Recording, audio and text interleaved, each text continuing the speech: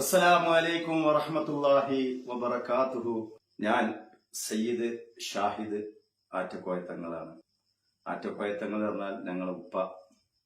മണ്ണാർക്കാട് മണലടിയിൽ അന്ത്യവിശ്രമം കൊള്ളുന്ന സയ്യിദ് ആറ്റക്കോയ തങ്ങൾ ഉപ്പാപ്പാന്റെ മൂന്നാമത്തെ മകനാണ്. ഇന്ന് ഞാൻ ഈ വീഡിയോയിൽ വരാൻ കാരണം, യൂട്യൂബ് തുറന്നു കഴിഞ്ഞാൽ എന്റെ ജ്യേഷ്ഠനായ സയ്യിദ് ഹാമിദ് ആറ്റക്കോയ തങ്ങളുടെ ഓരോ ആളുകൾ ഓരോ വീഡിയോകൾ പറയുന്നത് കേട്ടപ്പോ വല്ലാത്ത പ്രയാസങ്ങൾ അനുഭവിക്കേണ്ടി വരുന്നൊരവസ്ഥയുകൊണ്ടാണ് ഞാൻ ഈ വീഡിയോയിൽ വരുന്നത്. ഒരു വിഭാഗം പറയും സയ്യിദ് അവറുകൾ തങ്ങളല്ല, ഒരു വിഭാഗം പറയും സയ്യിദ് അവറുകൾ തങ്ങളാണെന്ന് പറയും. അൽഹംദുലില്ലാഹ്, ഏതായാലും അള്ളാഹുവിന്റെ അപാരമായ അനുഗ്രഹം കൊടക്കാട് എന്ന മണ്ണിലും മണലടി എന്ന മണ്ണിലും പോയി ആർക്കും അന്വേഷിക്കാൻ ഇവര് സയ്യിദന്മാരാണോ അല്ലയോ എന്ന് എല്ലാവർക്കും അന്വേഷിക്കാൻ പറ്റും. ഇന്ന് നമ്മള് വീഡിയോയിലൊക്കെ കാണുന്ന ഒരുപാട് വിവാദങ്ങൾ, സയ്യിദ് അവറുകളുടെ വിവാദങ്ങൾ ഒരുപാടുണ്ട്. ഇതൊന്നും അംഗീകരിക്കപ്പെടാൻ പറ്റാത്ത വിവാദങ്ങളാണ് നമ്മളെ കൺമുന്നിൽ കാണുന്നത്. കാരണം ഓരോരുത്തരും ഓരോ ഉസ്താദുമാരടക്കം മറ്റുള്ളവരടക്കം മറ്റ് വീഡിയോന്ന് ക്ലിപ്പ് എടുത്തിട്ട് അതിലേക്ക് ചേർത്ത് വെച്ച് സയ്യിദ് അവറുകൾ തട്ടിപ്പ് നടത്തുന്നു, സയ്യിദ് അവറുകൾ പലതും ചെയ്യുന്നു. ആ വീട്ടിന്റെ ഉള്ളിൽ നടക്കുന്നത് ഓരോ കാര്യങ്ങള്, ഇല്ലാത്ത കാര്യങ്ങൾ പറയുന്നത് കേട്ടപ്പോ വലിയ സങ്കടമായി.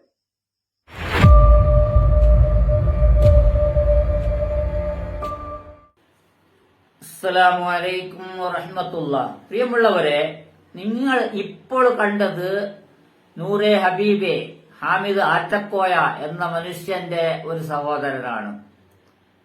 ഇവർക്കെല്ലാം ഇതാണ് പണി. എല്ലാവർക്കും ഇവരുടെ കുടുംബം തന്നെ, ഒരുപാട് സഹോദരന്മാർ ഇദ്ദേഹത്തിന്റെ കൂടെയും ഹാമിദ് ആറ്റക്കോയോട് തങ്ങളുടെ കൂടെയും അതുപോലെ അനിയന്റെ കൂടെയും അനിയന്മാരും ചേട്ടന്മാരും എല്ലാം, അനിയൻ ബാവ ചേട്ടൻ ബാവ എന്ന് പറഞ്ഞതുപോലെ ഇവരെല്ലാം ഫാമിലി തന്നെ ഇറങ്ങിയതാണ് ജനങ്ങളെ ചൂഷണം ചെയ്യാൻ. ഇവർക്ക് സ്ത്രീകളുടെ ഒരു ഹോബിയാണ്. സ്ത്രീകൾ അടുത്ത് വേണം, എല്ലാ സ്ത്രീകളും വന്ന് വട്ടം ഇരിക്കണം. സ്ത്രീകളെ ചികിത്സിപ്പിക്കുന്ന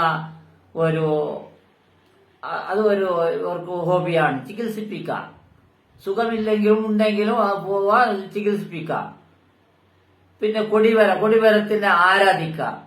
കൊടിമരം സ്ത്രീകൾ തൊടുന്നതിന് വേണ്ടി ഒരു കിണർ കെട്ടി അതിന് ഒരുപാട് പണം വീണു.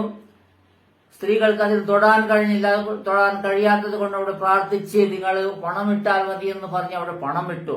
പണം നിറഞ്ഞു. അതാണ് ഇപ്പോൾ വൈറലായിട്ടുള്ളത്. ഇദ്ദേഹത്തിന്റെ ഘനകാര്യം, വലിയ കാര്യം ചെയ്തതല്ലേ. പിന്നെ കൂട്ടിക്കൊണ്ടുപോയി കാണിക്കുന്നത് ഞാൻ ഇത്ര സ്ഥലം മേടിച്ചു എന്ന്. ഇത് പാവപ്പെട്ട എത്തിയ മക്കൾക്കും വിധവകൾക്കും പാവങ്ങൾക്കും വാങ്ങിയ സ്ഥലമാണ്.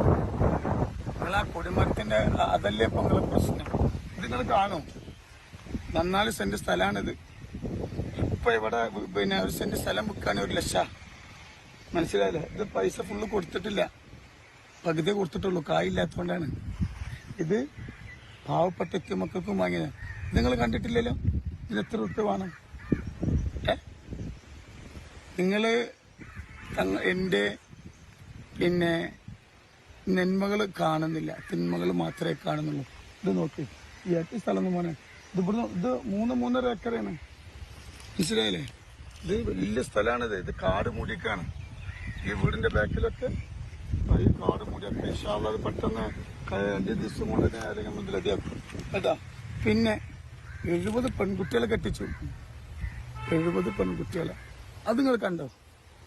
നിങ്ങൾ കണ്ടോ? എന്താ കൊടിമരത്തിന്റെ ചോട്ടില് കിട്ടിയ 10-20 നോക്കി 70 കുട്ടികളെ കെട്ടിക്ക് എത്ര റുപ്യ വേണം? 17 എത്തിമക്കൾക്ക് വീട് വെച്ചു കൊടുത്തു. അതിനെ കുറിച്ച് നിങ്ങൾ യൂട്യൂബർമാർ എന്തെങ്കിലും ഇട്ടോ? ഇട്ടിട്ടില്ല. ഒരുപാട് എത്തി മക്കളെ ഏറ്റെടുത്തിട്ടാണ് മാസങ്ങളോളം പാവങ്ങൾക്ക് കായ് കൊടുക്കുക.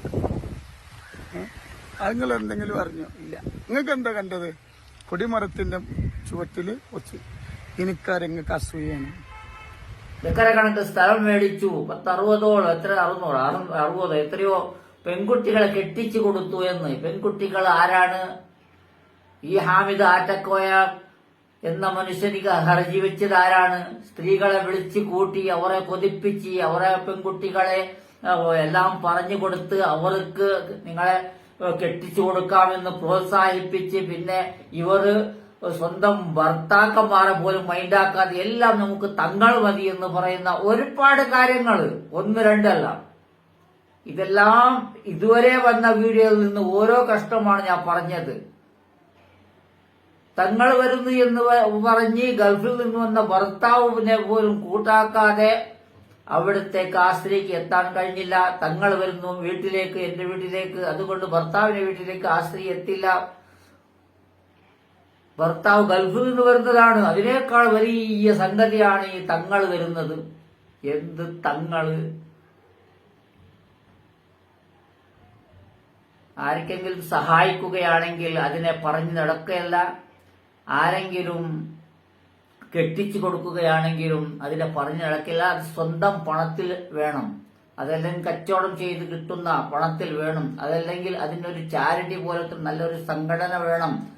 ഒറ്റക്ക് സ്ത്രീകളെ ചൂഷണം ചെയ്ത് പണം വലിച്ചു കൂട്ടി അവരെ പ്രോത്സാഹിപ്പിച്ച് അവർക്ക് അന്ധവിശ്വാസങ്ങളെ പഠിപ്പിച്ച് കൊടിമരത്തിന് സുജൂദിടാൻ പഠിപ്പിച്ച് അതിനെ ആരാധിക്കാൻ പഠിപ്പിച്ച് അവിടെ നിന്ന് കിട്ടുന്ന പണത്തെ അല്ല നിങ്ങൾ പെൺകുട്ടികളെ കെട്ടിച്ചു കൊടുക്കേണ്ടത്.